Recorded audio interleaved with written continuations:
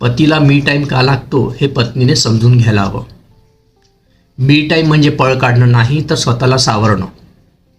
पती जेव्हा थोडा वेळ एकटा बसायचा, शांत राहायचा आग्रह धरतो, तेव्हा तो कुटुंबापासून दूर जात नसतो, तर तो स्वतःला मानसिकरित्या सावरत असतो. पुरुषांना लहानपणापासून शिकवलं जातं, तक्रार करू नकोस, रडू नकोस, कमजोर दिसू नकोस. म्हणून त्यांचं शांत राहणं ही त्यांची एक थेरपी असते.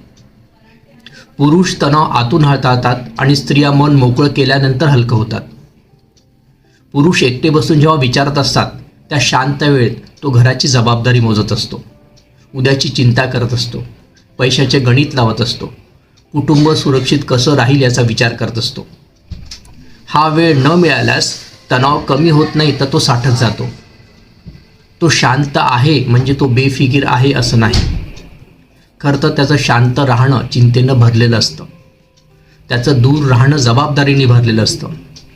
त्याचा थकवा कर्तव्यामुळे असतो. मला एक सांगा की पुरुष स्वतःवर पगाराचा किती भाग खर्च करतो? सामान्यपणे 70 ते 90% उत्पन्न कुटुंबावर खर्च होतं. घर खर्च, मुलांचं शिक्षण, आईवडिलांची गरज, EMI, विमा, भविष्याची तरतूद. पण स्वतःवर खर्च किती? क्वचितच कपडे, बाहेरचं जेवण फारसं चैन नाही. तो खर्च करतानाही आनंदीपेक्षा अपराधीपणाची भावना जास्त असते. म्हणूनच बायकोने इतकंच लक्षात घ्यावं, तो जेव्हा मी टाईम मागतो तेव्हा तो तुमच्यापासून दूर जात नसतो.